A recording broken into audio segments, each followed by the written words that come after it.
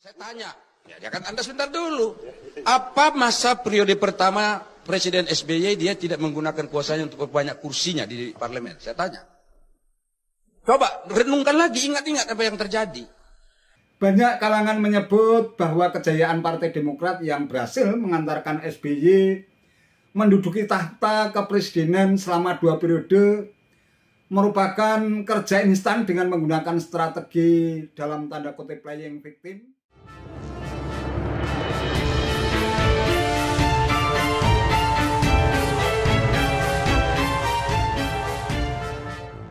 Assalamualaikum warahmatullahi wabarakatuh. Salam sejahtera untuk kita semua. Salam budaya. Sahabat-sahabat tercinta sebangsa dan setanah air yang sangat saya hormati, salah satu isu yang menarik perhatian publik adalah reshuffle kabinet yang disebut-sebut bakal dilakukan Presiden Jokowi terkait hubungannya dengan Ketua Umum Partai Nasdem Surya Paloh yang disebut-sebut sedang berseteru.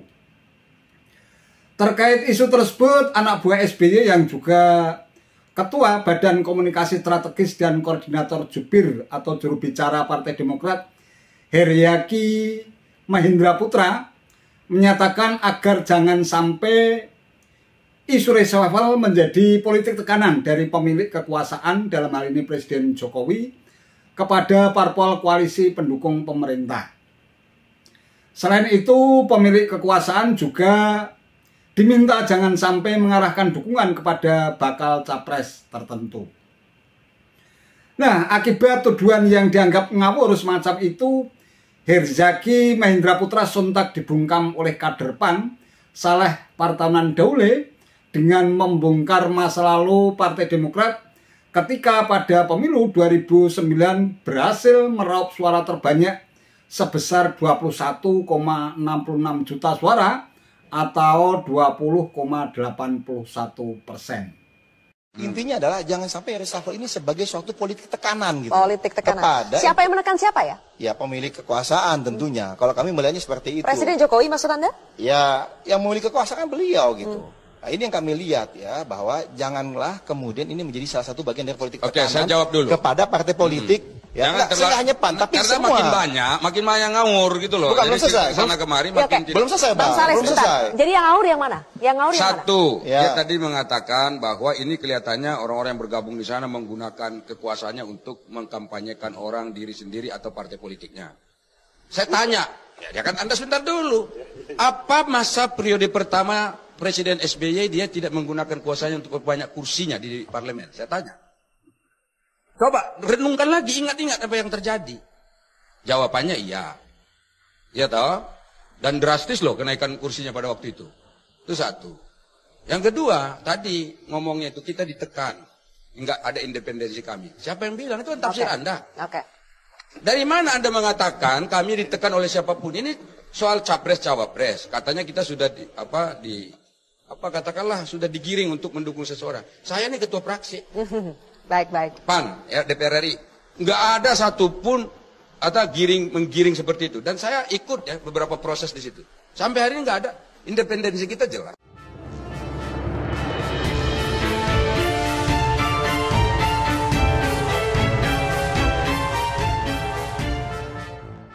Sahabat-sahabat tercinta sebangsa dan setanah air yang sangat saya hormati, banyak kalangan menyebut bahwa kejayaan Partai Demokrat yang berhasil mengantarkan SBY menduduki tahta kepresidenan selama 2 periode merupakan kerja instan dengan menggunakan strategi dalam tanda kutip playing victim ketika SBY mencitrakan dirinya sebagai sosok menteri yang diperlakukan secara tidak adil dan sewenang-wenang oleh Presiden kelima Megawati Soekarno Putri ketika SBY menjadi Menteri Koordinator Bidang Politik dan Keamanan atau Menko Polhukam.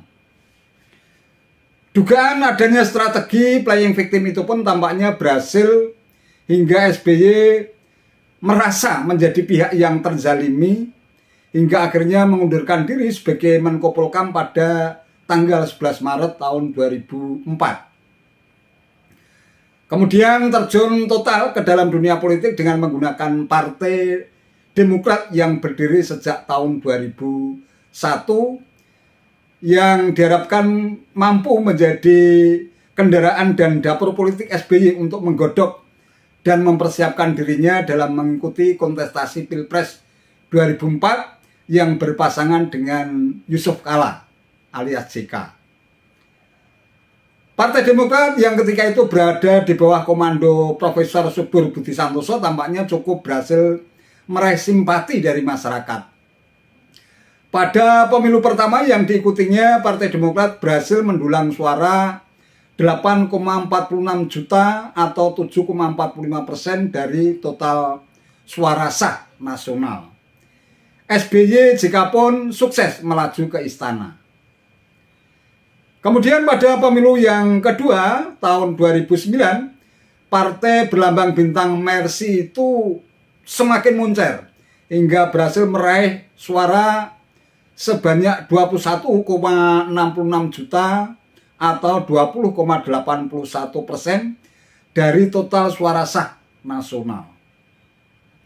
Untuk kedua kalinya, SBY berhasil menduduki tahta istana bersama Budiono.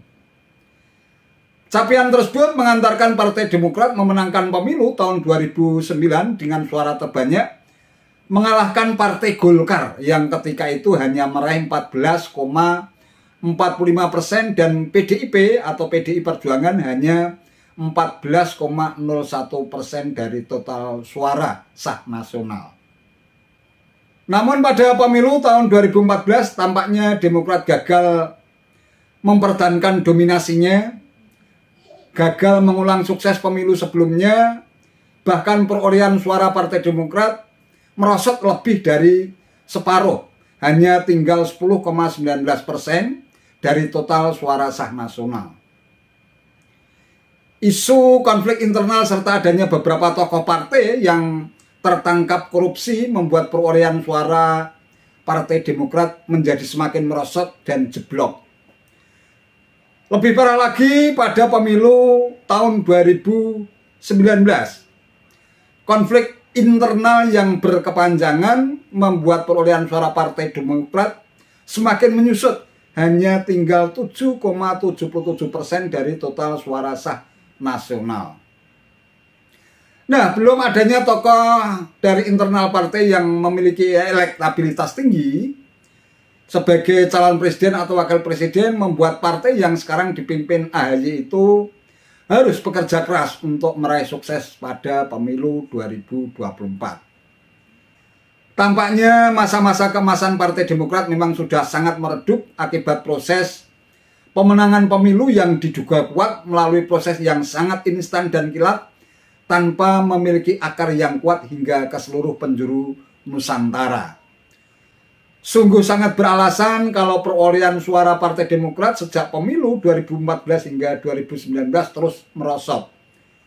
Pada pemilu 2019 hanya mendapatkan total suara 7,77%. Ya, bisa jadi Demokrat saat ini tengah mengidap post power syndrome dengan selalu mengungkit keberhasilan SBY selama 2 periode memimpin negeri ini sejak 2004 hingga 2014. Kini tampaknya penerus dinasti CKS AHY belum sanggup mewarisi tahta sang ayah dan hanya bisa teriak lantang dan nyir ke sana kemari sembari mengenang masa kejayaan sang ayah.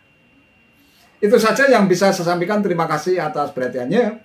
Wassalamualaikum warahmatullahi wabarakatuh.